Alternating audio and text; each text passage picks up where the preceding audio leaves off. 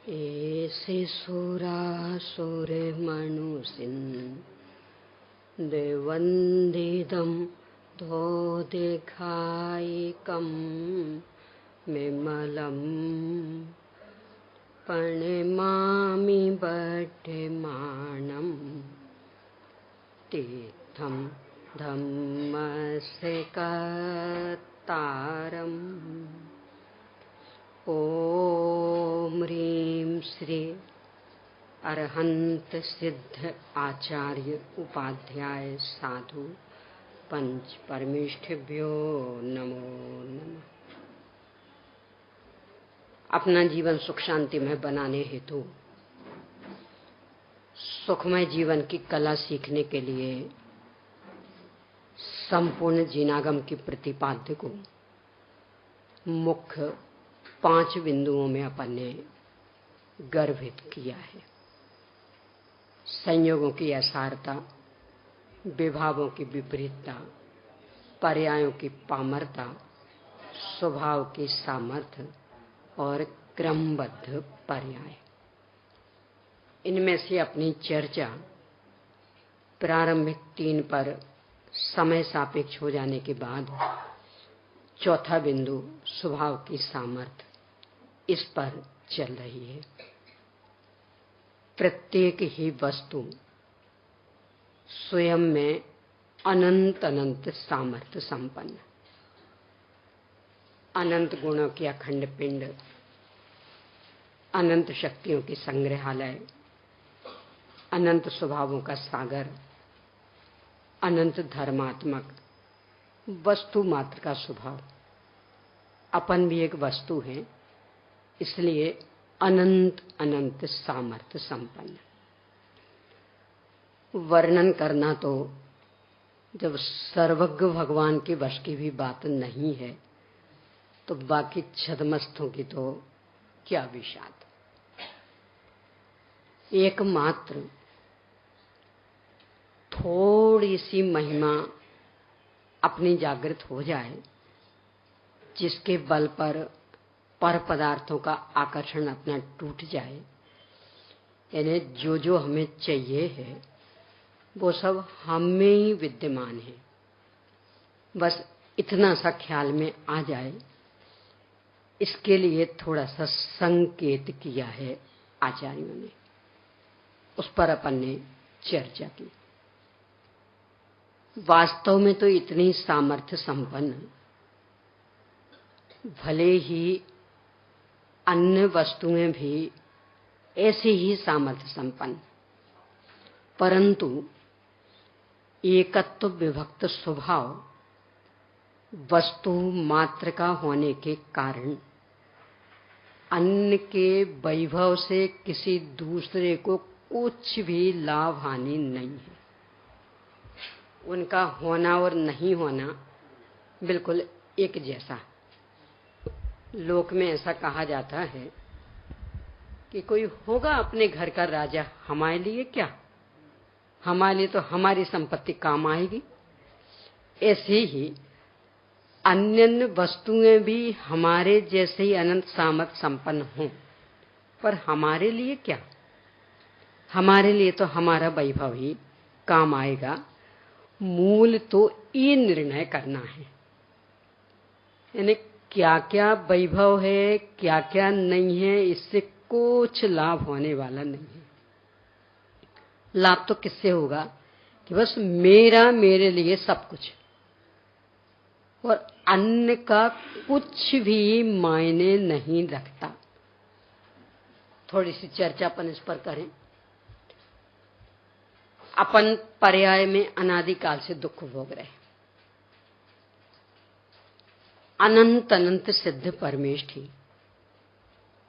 संख्यातों अरहंत परमेष्ठी, संख्यातों आचार्य उपाध्याय साधु परमेष्ठी, बाकी भी अपने हितैषी जीव और पुद्गल धर्म धर्म आकाश काल, इस सभी मिलकर एक साथ प्रयास करें कि हमें तो इस जीव को हर कीमत पर सुखी बनाना है।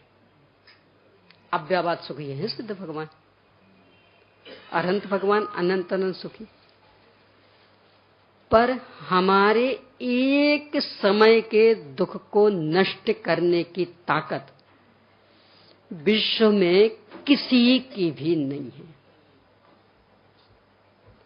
यानी अलग अलग करें तब तो बात ही छोड़ें, सब मिलकर के भी इकट्ठे होकर के एक साथ प्रयास करें कि हमें इस जीव को तो सुखी बनाना हर कीमत पर। किसी की भी ताकत नहीं है। और स्वयं की ताकत कि एक क्षण के लिए यदि अपनी शाश्वत सत्ता का अवलंबन लें ये पर्याय, तो सारा दुख दर्द तत्काल समाप्त। बोलो कौन कितना सामर्थ्यशाली। यानी जो काम अनंत अनंत द्रव्य नहीं कर सकते मेरा, और वो काम मेरे माध्यम से हो जाता, तो बाकी अनंत द्रव्यों का तो होना और नहीं होना हमारे लिए कुछ मायने नहीं रखा। यानी है तो भी वैसे ही, नहीं है तो भी वैसे ही। हमारा दुख दर्द तो मिटाने की उनमें सामर्थ्य है नहीं, इसलिए हमें सुखी करने की सामर्थ्य नहीं। और हम स्वयं चाहे तो सुखी रहें, चाहे तो दुखी रहें। यानी सुखी रहने की भी ताकत यही है और दुखी रहने की भी यही। न दुखी होने के लिए अन्यत्र जाना है और न सुखी होने के लिए। स्वयं जो शाश्वत सत्ता संपन्न ज्ञानानंद स्वभावी भगवान आत्मा, इसे अपनत्व रूप से जानकर पहचानकर इसमें संतुष्ट हुए तो जीवन सुख शांतिमय। और इसकी विराधना करते रहे, मैं कहाँ भगवान आत्मा, भगवान तो ये है, हम तो दीनहीन पामर मनुष्य स्त्री अज्ञानी, मानते रहे, तो विश्व की कोई भी ताकत नहीं है कि जो सुखी कर सके। मूल तो इस रूप में अपनी सामर्थ्य की पहचान करनी है। यानी क्या है क्या नहीं उससे कोई फर्क नहीं पड़ना, पर मूल ये बिंदु स्पष्ट होना चाहिए कि जब भी जितना भी जो भी मिलेगा मात्र मेरे लिए मुझ में से मिलेगा, अन्य में से इतना सा भी मिलने वाला नहीं, एक कण भी मिलने वाला नहीं, एक अंश भी मिलने वाला नहीं। और नहीं पाए तो नहीं पाए, इसमें भी स्वतंत्रता। यानी ध्रुव तत्व तो बाध्य नहीं कर सकता पर्यायों को कि गड़बड़ नहीं करना, हमारे में से ही पैदा हो रही हो तो हमारा शरण लो, ये स्वतंत्रता। जब तक तुम्हें दुख भोगना अच्छा लग रहा भोगो खूब ठाट से। पर यदि कभी भी सुखी होना होगा तो मात्र मात्र एक ही शरण, कि जब जैसे बने अपनी शाश्वत सत्ता की शरण लें तो सुखी हो पाएंगे। इस रूप में अपनी पहचान करनी है। दो तरह की शैलियां होती हैं, दोनों का अपना अपना उद्देश्य है। एक तो ये कि पहले उस वस्तु की महिमा जागृत करते, और फिर दूसरे स्वयं ही उस महिमा को तोड़ देंगे। बहुत मनोवैज्ञानिक शैली है। यहां मोक्षमा प्रकाशक के आधार से उसको लेती हूं। यहां 7वें अध्याय के अंतर्गत पेज नंबर 233 पर गृहीत मिथ्यात्व में मोक्ष तत्व के संदर्भ में क्या मान्यता चलती है उसकी चर्चा। तो यहां लिखते, सिद्ध होना उसे मोक्ष मानता है। वहां जन्म मरण रोग के लिए शादी दुख दूर हुए, अनंत ज्ञान द्वारा लोकालोक का जानना हुआ, त्रिलोक पूज्यपना हुआ इत्यादि रूप से उसकी महिमा जानता है। प्रकरण क्या है? मोक्ष तत्व संबंधी अन्यथा रूप। तो ये अन्यथा रूप है। सिद्ध होना मोक्ष नहीं है। मोक्ष में जन्म मरण रोग के लिए शादी दुख दूर नहीं हुए हैं। मोक्ष में अनंत ज्ञान नहीं है, उससे लोकालोक का जानना पाना नहीं है, त्रिलोक पूज्यपना नहीं मिला, तो ये मोक्ष तत्व संबंधी अन्यथा रूप कैसे होगा? ये तो सही रूप है। अरे स्वयं इन्होंने ही तीसरे अध्याय के अंत में पहले तो संसार संसार संसार का वर्णन किया और फिर बाद में मोक्ष सुख का वर्णन किया और फिर अंत में लिखा, हे भाई, हे भव, मैंने जो दुख दिखाए वे तुम पर बीतते हैं कि नहीं स्वयं विचार करो, और उन दुखों को मेटने का उपाय जो तुम करते हो वो हमने बताया तो सोचो करते हो कि नहीं, और हमने उन सबको गलत बताया तो सोचो कि वो गलत हैं कि नहीं, और फिर अब हमने मोक्ष सुख बताया तो सोचो कि वास्तव में मोक्ष में ऐसा सुख होता होगा कि नहीं। और यदि लगे कि बात परम सत्य है तो अब विलंब नहीं करना, इस मोक्ष दशा को पाने का उपाय करना। और वहां मोक्ष सुख का ही वर्णन किया है कि अनंत ज्ञान हो जाता क्योंकि ज्ञानावरण कर्म नहीं, अनंत दर्शन है क्योंकि दर्शनावरण कर्म नहीं, मोहिनी का पूरा अभाव हो गया इसलिए अनंत सुखी अव्याबाद सुखी है, कोई बाधाएं नहीं रही, अव्याबादत प्रकट हुआ, मतलब आठों कर्मों के अभाव वाली यही दशाएं बताई। तो स्वयं इन्होंने ही मोक्ष दशा का वर्णन इस रूप में किया था। त्रिलोक पूज्य हो जाओगे, अपने से बड़ा कोई नहीं रहा, तो अब चाय के लिए कहां अवसर, सभी अपने आप नतमस्तक हैं, तो अब नहीं ये नहीं झुके तो इनके सामने मकड़ बताएं ये झुकते कि नहीं झुकते, तो इसके लिए कहां अवसर रहा, कोई विरोधी रहा ही नहीं, तो क्रोध किस पर करें, पाने योग्य सब कुछ पा लिया तो लोभ किसका। यानी स्वयं इस रूप में ही मोक्ष दशा का वर्णन किया, और वे ही यहां 7वें अध्याय में लिखते हैं कि यदि इस रूप में मोक्ष दशा को स्वीकार करते हो तो ये मोक्ष तत्व संबंधी अन्यथा रूप, और वो भी चूंकि शास्त्र को पढ़ के स्वीकार किया, तीसरे अध्याय में हमने ही बताया था उसे सुनकर स्वीकार किया, इसलिए ये गृहीत मिथ्या था। यानी अनादि से नहीं चल रहा था ये तो हमने नया सीखा। यानी मोक्षमार्ग प्रकाशक का तीसरा अध्याय पढ़ा था, उसमें से सीखा, ज्ञानी धर्मात्माओं ने बताया था उसमें से सीखा। तो ये चक्कर क्या है, यानी पहले स्वयं बताएंगे और फिर हम वैसा मान लेंगे तो गृहीत मिथ्या दृष्टि, बहुत बड़ा मनोविज्ञान, बिल्कुल लौकिक सामान्य। देखो लोक व्यवस्था भी वस्तु के आधार पर चलती है ना, तो वो कोई उल्टी कैसे चल सकती। एक पिताजी हैं, बहुत बड़े उद्योगपति, बहुत ही बड़े, बेटा इकलौता एक है।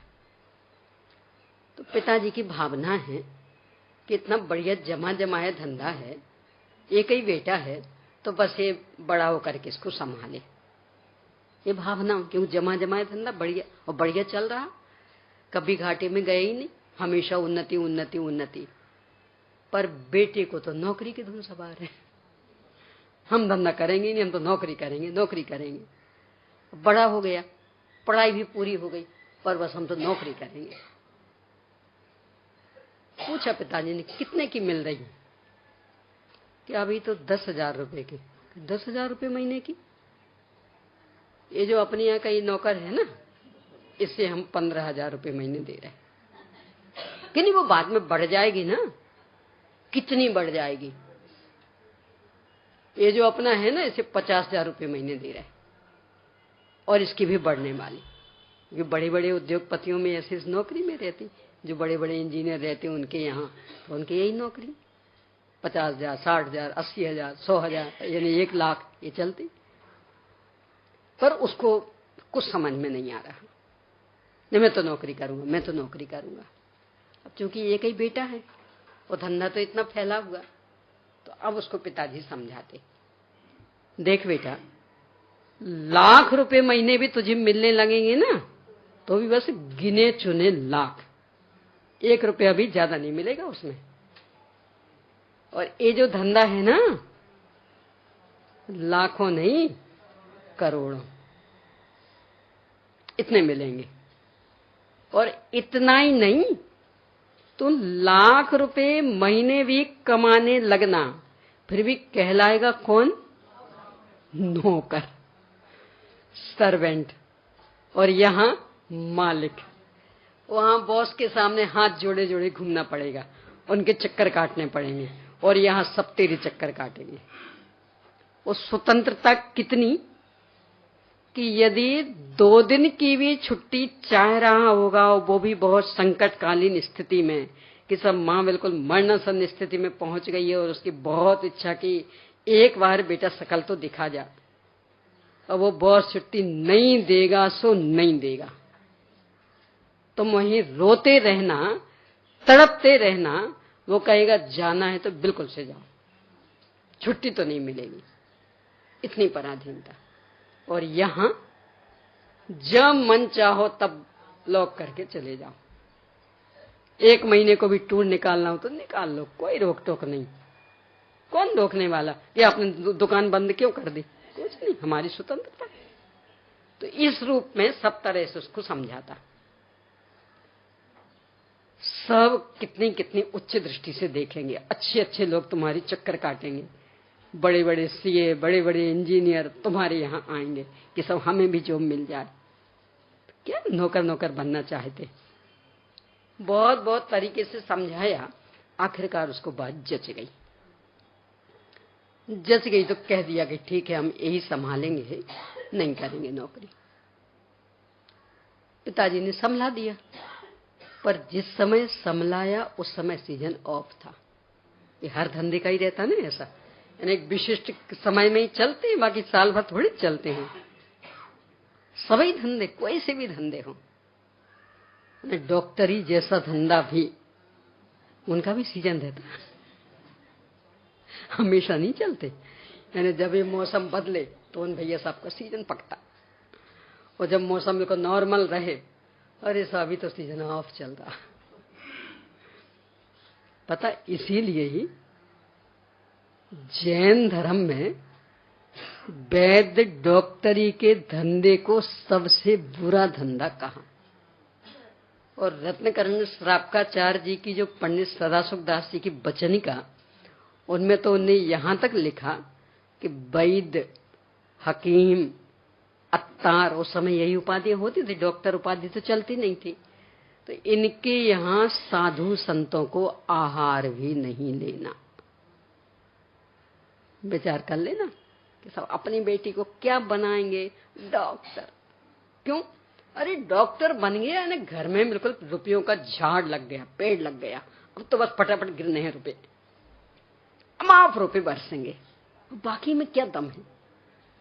तो जिसमें रुपए खूब बरसे, हमें तो वो विद्या पड़ा नहीं। कारण क्या है पता? बहुत मनोवैज्ञानिक कारण। बाकी धंधे ऐसे, यानी अपने यहाँ जो धंधों का क्रम है, तो वो ऐसे बाकी धंधे कि ज्यों ज्यों ग्राहक का पुण्य का उदय बढ़ेगा, त्यों त्यों वो आपके यहाँ ग्राहक बन के आएगा, माल खरीदने आएगा।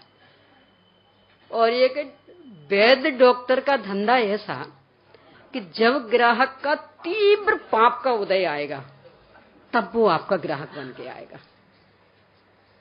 कौन जाएगा डॉक्टर के यहाँ? अपन हट्टे कट्टे बैठे जाएंगे, और जब बिल्कुल सब असह्य हो गया, थोड़े मोड़े में तो जाते ही नहीं, थोड़ा तो चलता है, वो तो घसट जाएगी जिंदगी। जब बिल्कुल लगेगा अब तो बिल्कुल असह्य हो गया, अब तो बिस्तर ही पकड़ के चलो भी ले चलो। यानी जब सामने वाले का तीव्र पाप का उदय आएगा, तब इन भैया साहब का सीजन, वो तो बिल्कुल अभी उच्च स्तर पर चल रहा, और ज्यों ज्यों सामने वाले का पुण्य का उदय आने लगेगा, और इनका सीजन डाउन होने लगेगा। कितना बढ़िया धंधा। बाकी धंधों में हीरे खरीदने कौन जाएगा? ऐसे सब में वो विषय लंबा है, अभी उस पर विस्तार से नहीं जाना है हमें।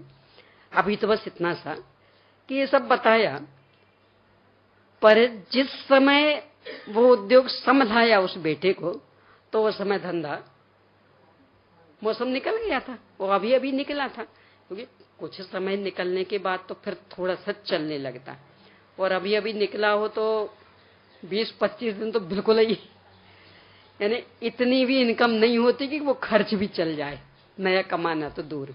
तो ऐसी स्थिति बनी थी। अब कोई इनकम ही नहीं। अब वो भड़क उठा पिताजी के ऊपर। आप तो कह रहे थे यहाँ करोड़ों लगेंगे, मिलेंगे, और यहाँ तो इतना भी नहीं मिल रहा कि रोज का खर्च भी चल जाए, यहाँ तो घाटे में जा रहा। अब क्या कहेंगे पिताजी? चुप। जब तक तू स्वीकार नहीं कर रहा था तब तक ये सब बताया था। अब एक बार निर्णय हो गया ना, अब चुपचाप बैठ। आए ग्राहक तो, नहीं आए तो, 1 रुपए का भी लाभ हो तो, और बिल्कुल नहीं हो तो, घाटे में भी धंधा जाए तो भी, यानी बोनी भी नहीं हो किसी दिन। शुरू में ऐसे होता, मौसम ऑफ हुआ हो तो उस समय 2-4 दिन तो ऐसा कि बोनी तक नहीं हो, यानी 8-8, 10-10 घंटे दुकान खोल के बैठे रहे हो, एक छोटा सा माल भी नहीं बिका, बोनी नहीं हुई, कि कुछ भी हो। पर अब बस यहां बैठना है, जो निर्णय किया उसमें अब दुविधा में नहीं पड़ना।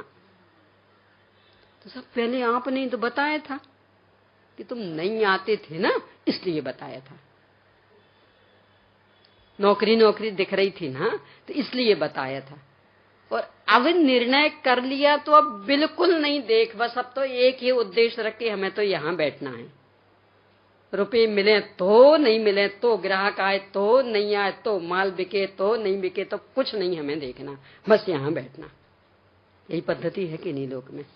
बस यही पद्धति आचार्यों की है कि जब तक ये संसार की गुलामी करने में ही अपनी मनोवृत्ति रहती है। हम तो नौकरी करेंगे, किसकी? दुकान की, मकान की, परिवार की। क्या है बोलो? गधा मजूरी एक दिन दोपहर को चर्चा आई थी, क्या है बोलो गधा मजूरी के अलावा? यानी इतने गुलाम बन गए कि भोजन करने तक की फुर्सत नहीं है, आराम से चैन की नींद नहीं ले सकते। पूरा मकान एयर कंडीशन हो, पर उसका लाभ उठाना भाग्य में नहीं है उनको। तो वहां दुकान में, कि भले ही वो एयर कंडीशन भी हो तो भी आखिर दुकान तो दुकान होगी ना, तो वो घर जैसा पैक थोड़ी हो सकता। तो ग्राहक आएंगे जाएंगे तो बार बार वो गेट खुलेगा, तो कहां अंदर का एयर कंडीशन रह पाता? कितना ही ऑटोमेटिक करना, पर रह पाता? घर के पूरे बर्तन हो चांदी के, और उन भैया साहब के भाग्य में वो इतना सा टिफिन, उसमें ही सब घर में फुल सब चांदी के में जीम रहे, और उन भैया साहब के भाग्य में वो टिफिन ही है। अलग से रोटी दाल के लिए भी अवसर नहीं, गरम गरम भोजन के लिए तो अवसर ही नहीं। ये स्थिति। तो ये भड़क गया कि आपने ऐसा क्यों किया। कहा पिताजी ने, बस अब दुविधा में नहीं, बस चुपचाप बैठना, ऐसे ही अपना। कि ये जो नौकरी करने की आदत लग गई, गधा मजूरी, इतना रस से आने लगा कि अब अपने पद का राज्य संभालने की सोचते ही नहीं। जाते मिले समाज सब, पावे निज पद राज। नौकरी इतनी अच्छी लग रही कि बढ़िया, तो इतना तो बढ़िया मजा है जीवन में, क्या रखा वहां सिद्धों में, उल्टे लटकना पड़ेगा और लौट करके आने की भी व्यवस्था नहीं, उल्टी उल्टी नजर जाती उसको। तो एक बार वो जीवन अच्छा लगने लगे और ये गुलामी लगने लगे, इसके लिए सब ओर से सिद्धों का सुख कैसा है ये बताया था। वो सब देख करके निर्णय किया कि ठीक है, तो हमें बस यही पाना, इसलिए हमें अपने स्वरूप में रहना। और मान लो रहने का पुरुषार्थ करने लगा, पर पुरुषार्थ तो भूमिका अनुसार ही होगा ना। तो मान लो चौथा गुणस्थान आया, अब उसमें कितना सा जीवन बदलना। तो अब बेचैनी, आपने तो कहा था ऐसा आनंद मिलेगा, ऐसी सुख शांति हो जाएगी, यहाँ तो कुछ ही नहीं। आपने कहा था सारी गुलामी छूट जाएगी, और यहाँ तो सारी गुलामी चल रही, और 6 खंड तक की गुलामी चल रही, और ज्यादा गुलामी बढ़ गई। मिथ्या दृष्टि को 6 खंड की गुलामी नहीं करनी पड़ती, उससे चक्रवर्ती पद नहीं मिलता। और सम्यक दृष्टि को तो उसे तो 6 खंड संभालना, तो काम बढ़ा कि कम हुआ? बोलो, काम बढ़ा कि कम हुआ? अपने को असंख्य जीवों को नहीं समझाना पड़ता, और इसीलिए अपन समय से भी उतने प्रतिबंधित नहीं।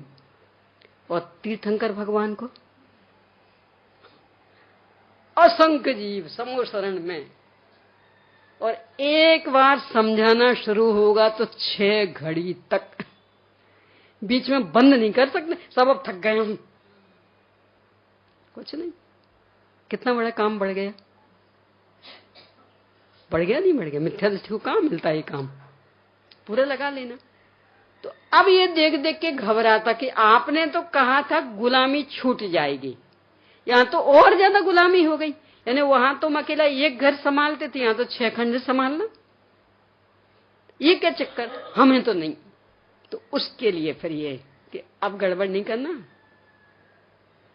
जब तक मोक्ष दशा अच्छी नहीं लगी थी और इसलिए पर से दृष्टि हटाकर शाश्वत सत्ता का अवलंबन नहीं ले रहा था, बस तब तक मोक्ष दशा की महिमा गाई थी। अब यदि तुम इस कारण से मोक्ष दशा पर रीझोगे तो ये गृहीत मिथ्यात्व। क्यों? क्योंकि बस एक निर्णय करो कि हमें तो अपने स्वरूप में रहना है। जब विश्व के सारे द्रव्य अपने आप में तृप्त हैं, कोई किसी की ओर निगाह नहीं बिगाड़ रहा, तो कि हम ही ऐसा गड़बड़ क्यों करें? अरे पुद्गल अपने आप में संतुष्ट, रंचमात जीव की ओर निगाह नहीं बिगाड़ता। धर्म द्रव्य अपने आप में संतुष्ट, अधर्म द्रव्य संतुष्ट, आकाश संतुष्ट, काल संतुष्ट, और ये जीव जब देखो तब बस दूसरों की ओर निगाह, बेईमानी बेईमानी बेईमानी। तो मुझे तो अब इस बेईमानी को विराम देना है। कुछ मिले चाहे नहीं मिले, इससे मुझे कोई मतलब नहीं है। बस एक निर्णय करके ईमानदार बनना है। और ईमानदारी का स्वरूप क्या? कि जो जिसका है उसमें संतुष्ट रहे, दूसरों की ओर नियत नहीं बिगाड़े। तो जैसे पुद्गल अपने में संतुष्ट, बाकी द्रव्य अपने में संतुष्ट, ऐसा मैं अपने में संतुष्ट रहूं। और इसकी सोच कि नहीं वो सिद्ध दशा मिल जाएगी ना, तो वहां ये सब प्रकट होगा। पंडित जी साहब कह रहे थे कदाचित नहीं प्रकट होता तो क्या करते? बोलो। देखो इसके आगे की पंक्ति, उससे और स्पष्ट होगा। सो सर्व जीवों के दुख दूर करने की, ज्ञेय जानने की तथा पूज्य होने की इच्छा है। यदि इन्हीं के अर्थ मोक्ष की इच्छा की, तो इसके अन्य जीवों के श्रद्धान से क्या विशेषता हुई? बहुत गजब का बिंदु है। यानी इस तरह का बिंदु कि जैसे गाल पर अच्छी जोर से थप्पड़ लगा दिया। ये सोचता है, इसके लिए मैंने मोक्ष दशा की महिमा बताई थी। इस तरह का कथन है। क्या कह रहे? 2 बहनें हैं, एक गांव की बिल्कुल फूहड़, काला अक्षर भैंस बराबर, अंगूठा छाप, कुछ पढ़ी लिखी नहीं। तो समय तो पास करना, तो अपनी फैशन में लगी रहती। भाई क्या करे, पढ़ी लिखी है नहीं कि पुस्तकों में लगे कुछ काम धंधा करे, तो अपने बस शरीर को संभालती रहती है। फैशन कहीं मेहंदी लगाना, कहीं कुछ करना, इसमें लगी रहती। अब एक दूसरी है शहर की बहन, खूब पढ़ी लिखी, इन्हें घर का भी काम खूब संभालती, और मान लो कदाचित कमाई भी करती है। अब वो भी उसी फैशन में उलझे तो क्या कहेंगे? अरे ये बिना पढ़ी लिखी, तो पढ़ी लिखी। तो इसने अपने पिताजी के लाखों रुपए खर्च नहीं करवाए और अपना बिल्कुल क्रीम टाइम जवानी का वो बर्बाद नहीं किया। तो ये फैशन में उलझ रही है, तो बात समझ में आ रही। तुमने तो पिताजी के लाखों रुपए खर्च करवा दिए ना। यानी कोई भी एक डिग्री लेने में कितना खर्च हो जाता बोल? उस बच्चे की बिल्कुल केजी से लगाओ, अरे आजकल तो और ज्यादा। यानी अच्छे स्कूल में एडमिशन दिलाने के लिए लाखों रुपए तो डोनेशन देना पड़ता है। पढ़ाई में फिर जो होगा वो अलग। तो इतने इतने खर्च करवा दिए पिताजी के, और इतना अनमोल समय उसमें लगा दिया, और अब इसमें ही उलझ गए। तो यही करना था तो इनके जैसे बने रहते ना, काय को पढ़ाई लिखाई की, यही कहा जाएगा कि नहीं? यानी इसके लिए पढ़ने की आवश्यकता क्या थी? वो तो वही कर लेती है बिना पढ़ी लिखी। तो यदि इतना रुपया खर्च करवाया है, इतना अपना अनमोल समय खर्च किया, तो कुछ तो विशेष होना चाहिए ना, कि जो ये नहीं कर पा रही बिना पढ़ी लिखी और आप कर रहे, तो तब तो लोगों को लगे ना कि हाँ ये पढ़ी लिखी तो कुछ विशेष, और उसके जैसे करने लगे। तो ये कह रहे हैं यहाँ पंडित जी साहब कि जब हमें देव शास्त्र गुरु का सानिध्य नहीं मिला था, तब भी क्या मान रहे थे? सिद्ध दशा बहुत अच्छी दशा होती है, बहुत सुख शांतिमय दशा, वहां जन्म नहीं, मरण नहीं, रोग नहीं, क्लेश नहीं, 3 लोक से पूज्य हो जाते, सारा लोकालोक का जानना स्पष्ट हो जाता। तो इतना तो उस समय भी जान रहे थे सभी। यानी किन्हीं से भी पूछना, किन्हीं भी हिंदुओं से पूछना, तुम्हारे यहां मोक्ष किसे कहते? जानना चाहते मोक्ष की? हाँ, क्यों?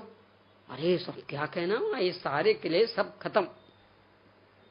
मुसलमानों से पूछना, वो शायद जिन्नत बोलते, क्या बोलते? जिन्नत। कि जिन्नत में जाके क्या करोगे? अरे सब क्या कहना, कितना सुख, ना ये रोग शोक, ना रोना धोना, कुछ नहीं, मजा मजा मजा। तो ये तो वे भी कह रहे थे।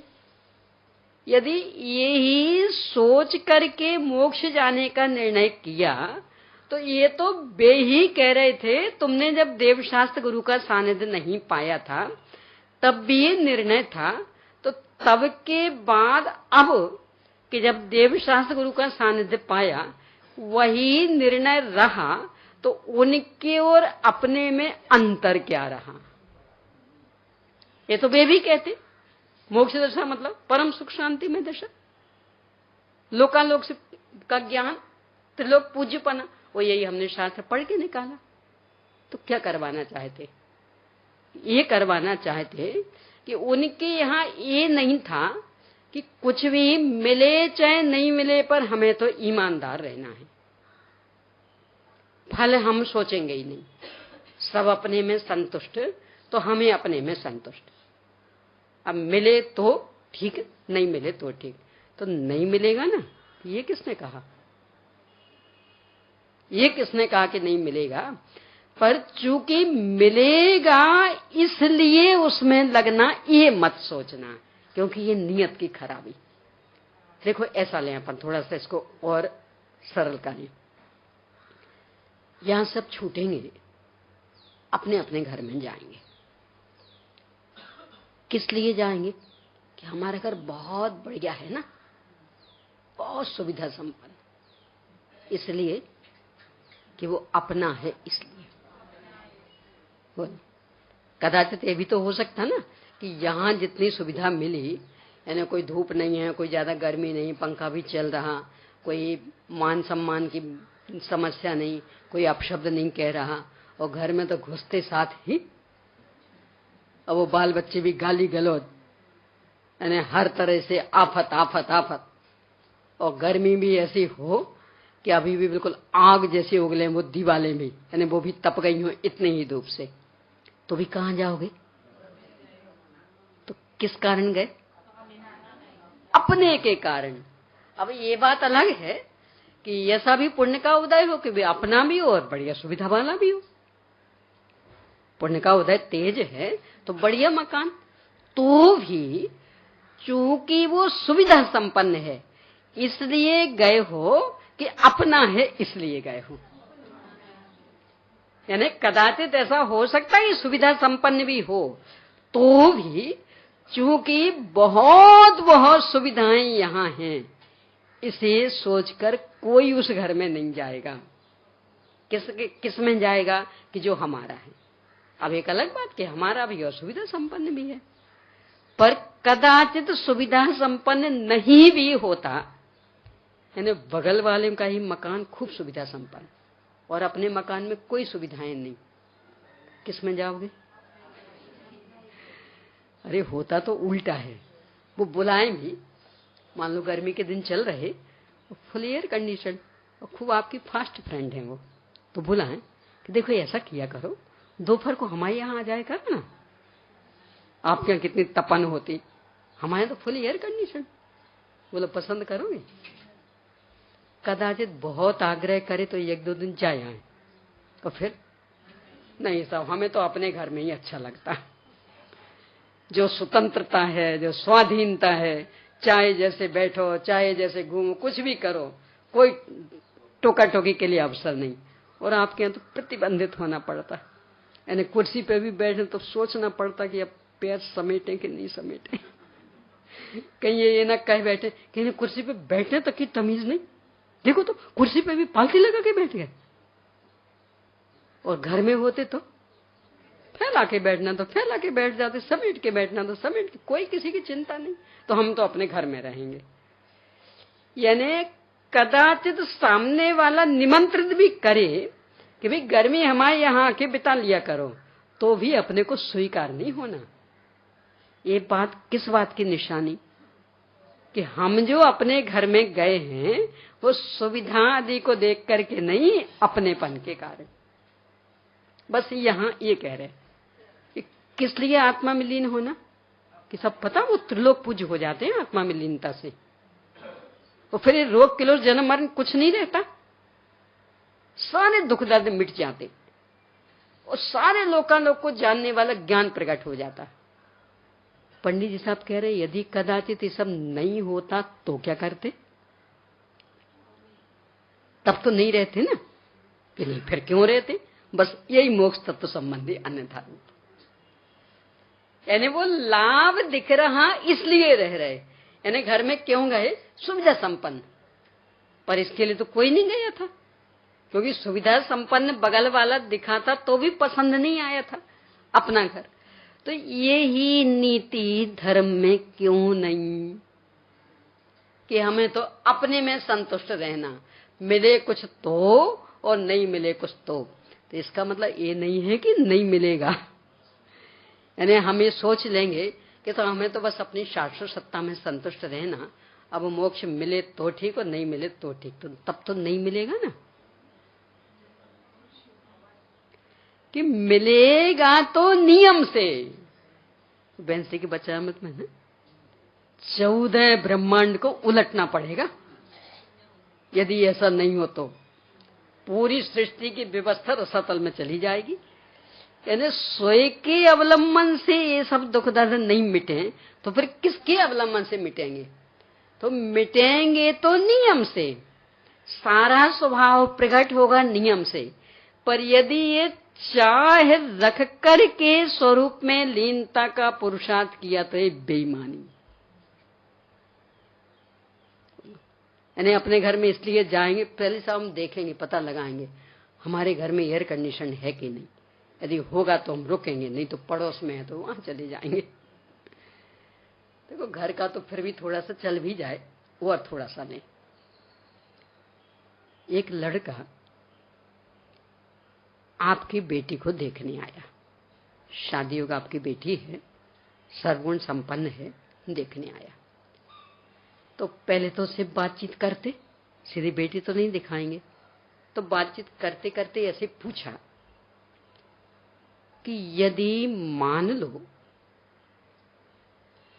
मेरी बेटी के साथ आपने शादी कर ली और फिर कुछ बाद में अनबन हो गई,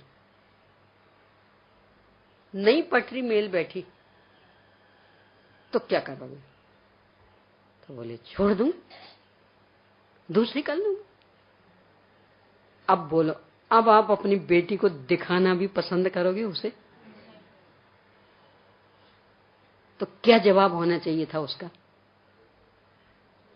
कि यदि एक बार शादी हो गई तो अब तो मरिए छुटको, अथवा दीक्षा ले जाए तो छुटकारा, बाकी और छुटकारे के लिए कोई अवसर नहीं। अब तो जैसा होगा जिंदगी भर उसके साथ निभाएंगे। तो बेटी दिखाओगे, और जो कह रही कुछ भी गड़बड़ तुम छोड़ देंगे, दूसरी है ना बहुत, कोई अकेले आपकी बेटी थोड़ी है। तो बोलो दिखाना पसंद करोगे? अब कदाचित उसका भाग्य अच्छा हो तो ये भी हो कि जिसके साथ उसने शादी की वो वास्तव में इतनी बढ़िया मिले कि छोड़ने का कभी मन ही नहीं हो। पर पहले भाषा क्या होनी चाहिए उसकी कि नहीं, यदि बढ़िया मिलेगी तब तो नहीं छोड़ेंगे, है ना। सब तरह से मेल खा जाएगी तब तो बिल्कुल नहीं छोड़ेंगे, पर यदि मेल नहीं खाई तब तो छोड़ देंगे। तो दिखाओगे बेटी कि जाओ तुम छूटे ही रहो। यानी पहले ये संकल्प करो कि जिसके साथ एक बार बंध गए तो अब बीच में छोड़ने के लिए अवसर नहीं। यदि राग टूटेगा तो अकेला इससे नहीं, विश्व की पूरी महिलाओं मात्र से टूटेगा। तो हम दीक्षा देके निकलेंगे, पर ये नहीं होगा कि इनसे राग टूट गया अब इनसे जोड़ें, ये नहीं होगा। इतनी ईमानदारी पहले बताओ तो हमारी लड़की देख सकोगे, और यदि बेईमानी हो तो जाओ। आत्मा इससे भी गया बेटा कि हम आत्मा में लीन होंगे, यदि सुख मिला तो लीन रह ही आएंगे, और नहीं मिला तो फिर और कुछ खोजेंगे। तो यहां कह रहे मोक्ष तत्व संबंधी अन्यथा रूप है। तो क्या होनी चाहिए विचारधारा कि सब अपने आप में संतुष्ट पूरी ईमानदारी से, तो मुझे भी ईमानदार बनना है और मुझे भी अपने आप में संतुष्ट रहना, सुख मिले तो और नहीं मिले तो। इसलिए तो कहा ना मोक्षोपि मुमुक्षुताम। ये तुझे आत्मा में लीनता थोड़ी चाहिए, मोक्ष चाहिए, है ना। तुझे लड़की के साथ शादी नहीं करनी है, अपने साथ जिसका मेल बैठ जाए उसके साथ करनी। तो यदि नहीं बैठा तो छोड़ के चला जाएगा, दूसरी अपना लेगा। तो ऐसों को लड़की भी नहीं मिलने वाली। तो ऐसे आत्मा थोड़ी चाहिए, मोक्ष चाहिए। तो ऐसों को मोक्ष नहीं मिलेगा और आत्मा में नहीं मिलना। क्यों? क्योंकि आत्मा में परिपूर्ण तृप्ति का नाम मोक्ष है। और तू तो कहता नहीं वो मोक्ष मिलेगा ना तो तृप्त होंगे, और यहां शर्त है कि तो तृप्त हो तो मोक्ष मिले। यानी अपनी शर्त फल की ओर से, और वस्तु की शर्त कि तुम बिल्कुल फल की सोचो ही मत, हमें कुछ चाहिए ही नहीं, बस शाश्वत में हम संतुष्ट। तो इसके बल पर फल मिलेगा, और फल की चाह करते रहोगे तो देखो इतना गजब का लौकिक न्याय कुछ कहो ना। आपके पास 2 कर्मचारी हैं, आपने दोनों से पूछा क्या लोगे,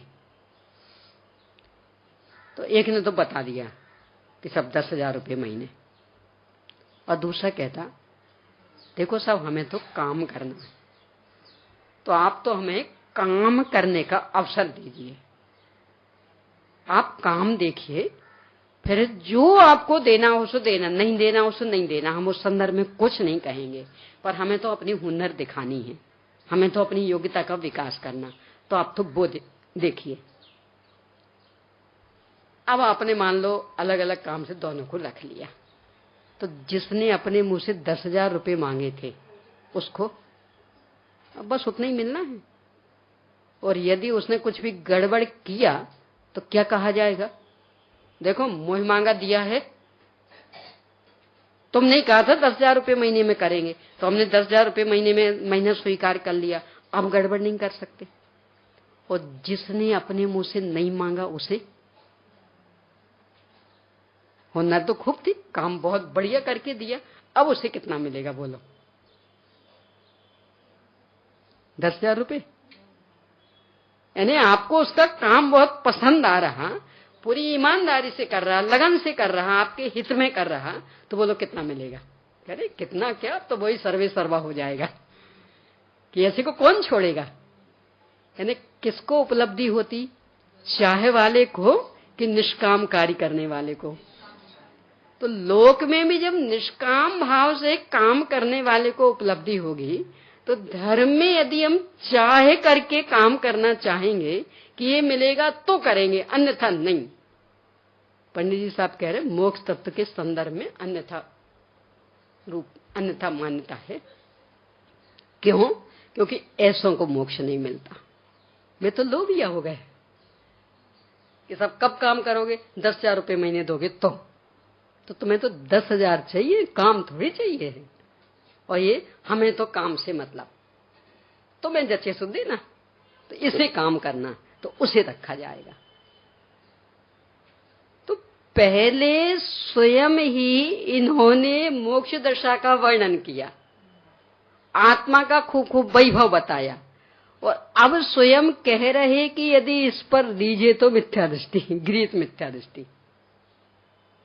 तो क्या करना कि अब तो बस एक ही भावना कि चूंकि हमारा दुख दर्द मिटाने की क्षमता विश्व में किसी की भी नहीं है, इसलिए कोई कितना ही महान हो, कितना ही बड़ा हो, हमारे लिए नगण्य। और हमारा दुख दर्द मिटाने की क्षमता हम में पूरी की पूरी है, तो कदाचित हमें कुछ भी पता नहीं हो उसका कि क्या क्या है, तो भी हमारे लिए सब कुछ।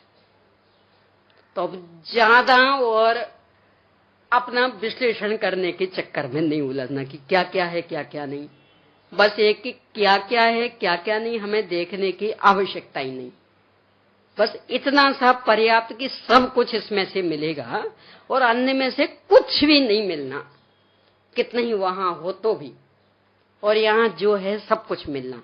बस ये सामर्थ्य निरंतर ख्याल में रखना, इसका निर्णय करना, यानी कि स्वभाव का सामर्थ्य का बोध। तो ये स्याद्भाव शैली है। यानी जब तक अपनी महिमा नहीं जगेगी, पर की ओर से दृष्टि हटाने कोई तैयार नहीं होंगे, तब तक तो ये सारा विश्लेषण करेंगे, ऐसी शक्तियां, ऐसा स्वभाव, इतनी सामर्थ्य, इतना वैभववान, ऐसे ऐसे कार्यकर्ता उसके पास। पर अभी यदि लगने लगा कि हाँ हम भी कुछ हैं, तो अब इन सबसे बस हो। नयों के आधार से अपन ने इसकी चर्चा की थी। तो संयोगों की असारता में कौन से नए लिए थे? उपचरित असद्भूत व्यवहार नए और अनुपचरित असद्भूत व्यवहार नए, उन दोनों के विषय ये संयोगों की असारता में। फिर विभावों की विपरीतता में उपचरित सद्भूत व्यवहार नए अथवा अशुद्ध निश्चय नए, ये विभावों की विपरीतता में। अब इसके बाद पर्यायों की पामरता में अनुपचरित सद्भूत व्यवहार नहीं, क्योंकि इच्छा एक पर्याय आदि सब उसका विषय बनती, अथवा एक देश शुद्ध निश्चयने का विषय, साक्षात शुद्ध निश्चयने का विषय, क्योंकि सम्यक रत्नत्र रूप पर्याय उसकी विषय, सिद्ध पर्याय उसकी विषय। तो इनको लेकर के लिया था कि दम क्या है इनमें, कितने ही शुद्ध हो सिद्ध दशा भी, पर उसमें से नई सिद्ध दशा थोड़ी आने वाली, तो उसका अवलंबन कैसे ले सकते? एक समय से अधिक टिकने वाली नहीं, तो उसके सहारा का क्या मतलब निकलेगा? द्वारा कभी आने वाली नहीं, तो उसके सहारे का क्या मतलब निकलेगा? तो इनके विषय से विरक्ति की। अब इस संदर्भ में ये कि उपचरित सद्भूत व्यवहार के विषय में मात्र वे शुद्ध पर्याय ही नहीं आती, गुण भेद भी उसमें ही आता। मैं ज्ञान वाला, मैं दर्शन वाला, मैं सुख वाला, मैं अनंत शक्ति वाला, मैं अनंत स्वभाव वाला, ये भी उसी नए का विषय। स्वभाव की सामर्थ्य में उस नए के विषय के आधार से अपनी महिमा जागृत की। पर महिमा किस लिए जागृत करनी थी? कि अपने में लीन हो जाए, इसके लिए। और यदि वो महिमा महिमा जागृत करता रहे, अरे पता हमें ज्ञान नाम का गुण है, और पता हूं सर्वज्ञ तो शक्ति भी है, और इसके लिए हमें बाहर नहीं भटकना पड़ता, आत्मज्ञानमय है वो, यहां देखे तो सब दिख जाएगा। और पता मेरे अंदर स्वयं जीवत शक्ति में स्वयं उससे जी रहा, और फिर भी लावना अब जल्दी से भूख लग रही है खूब, मर जाएंगे नहीं तो हम, कि नहीं वो शुद्ध नहीं। अरे क्या शुद्ध अशुद्ध देखना, अत्यंता भाव है आखिर। तो अपने को तो पेट भरने से मतलब पेट पूजा करनी, और फिर कोई किसी के मारने से मरता है क्या? हम किसी को मार सकते क्या? यदि उसकी आयु समाप्त हो रही होगी तो हम क्या करेंगे? तो वो तो अपनी मौत से मर रहा। ये तो भ्रष्ट ततो भ्रष्ट की बातें हैं। ये जिनागम की बातें नहीं है।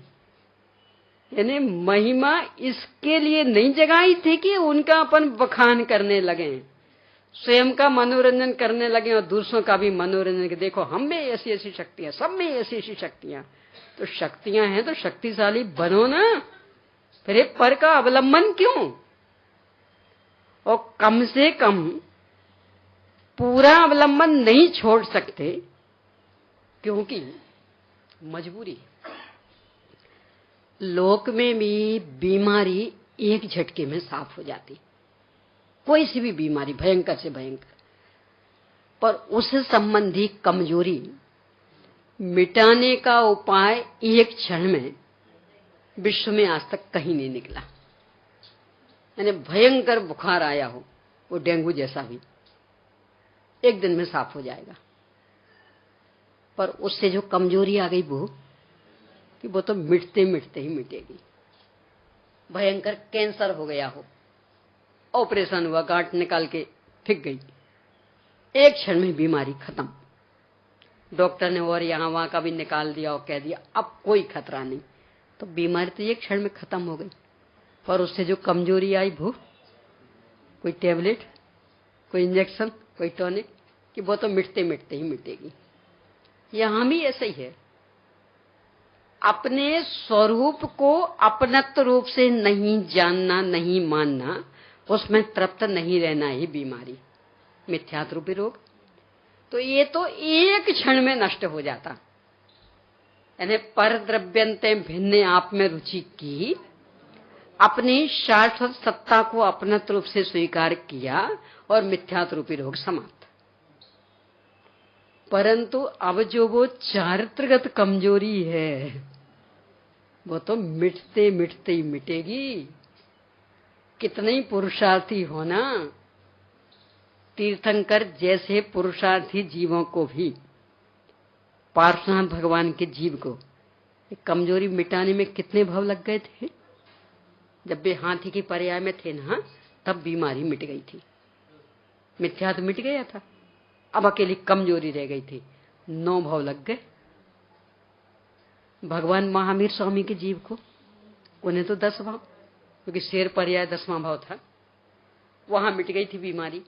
एक बार तो पहले भी मिट गई थी, त्रिपृष्ठ नारायण बनने के 2 भाव पहले, जहां वो विश्वनंदी नामक राजकुमार थे, वहां मिट गई थी, पर वो कीटाणु कुछ रह गए थे, तो फिर बीमारी पनप गई। कैंसर आदि का होता है ना ऐसा, कि लगने लगता मिट गई, वो कहीं कुछ रह गया फिर पनप जाता, तो फिर पनप गई थी। पर शेर पर्याय में मिट्टी सो मिट्टी मिट्टी, फिर नहीं पनपी। पर कमजोरी, उसको मिटने में 10 भाव लग गए।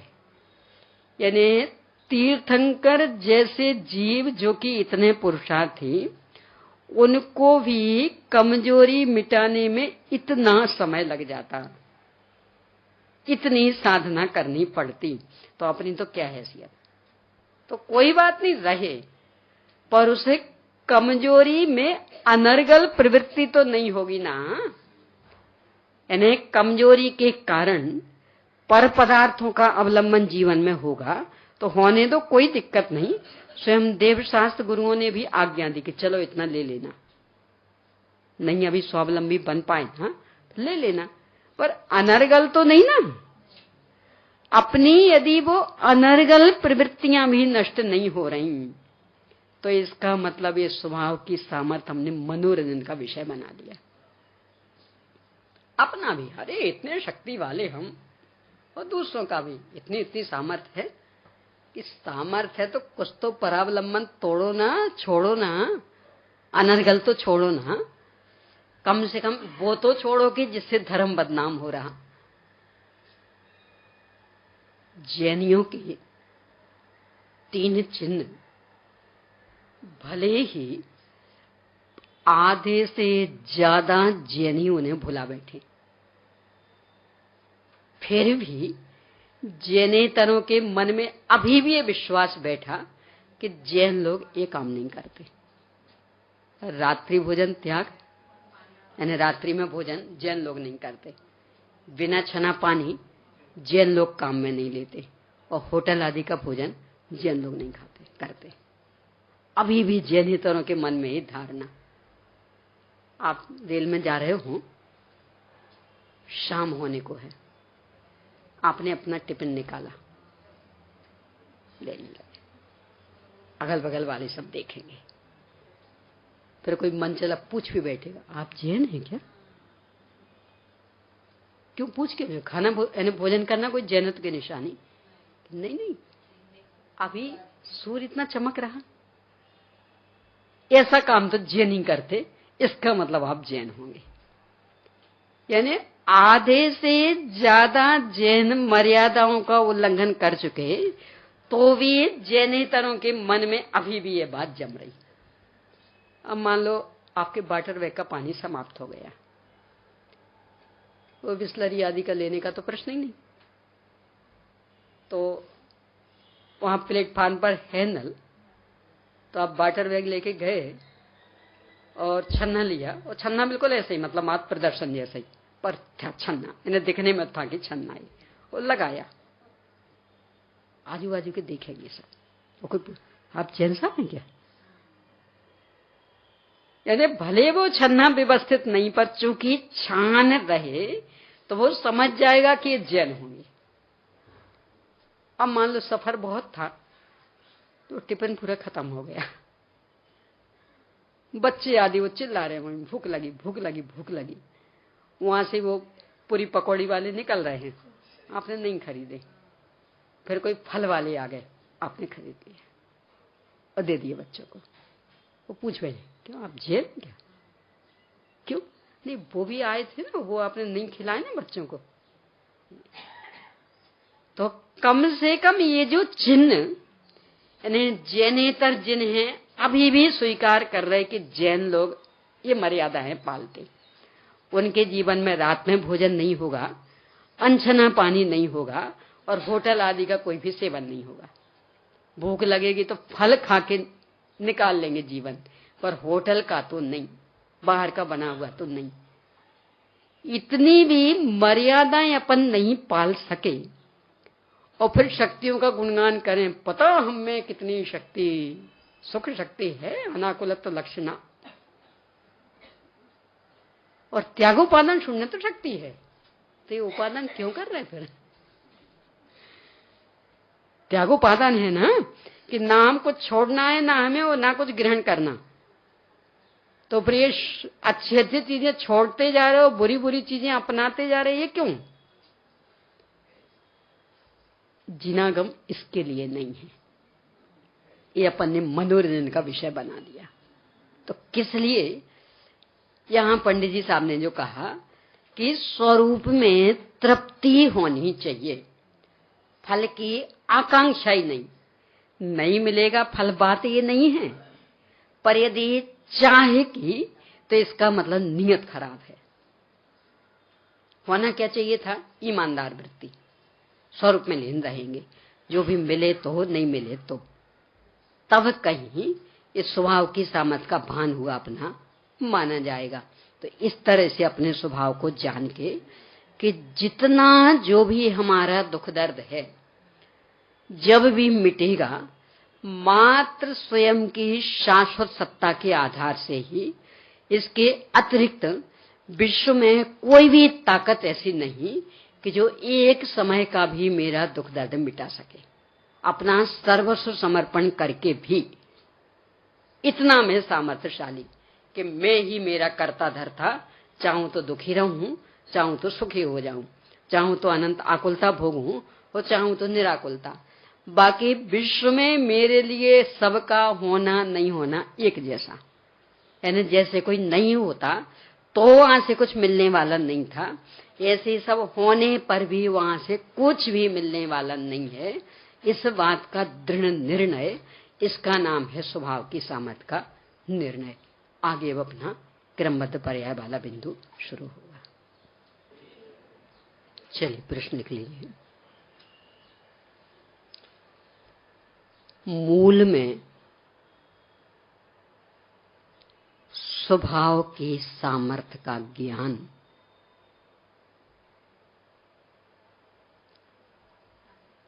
किस प्रकार का होना चाहिए? किस प्रकार का होना चाहिए। अगला, जिनागम में ही पहले मोक्ष दशा का वर्णन कर हमारे अंदर मोक्ष प्राप्ति की इच्छा, मोक्ष प्राप्ति की इच्छा जागृत की जाती है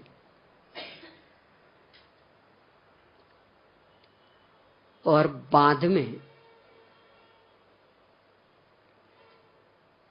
मोक्ष का वैसा ही स्वरूप मान लेने पर उसे मोक्ष तत्व संबंधी विपरीत मान्यता कहा जाता है।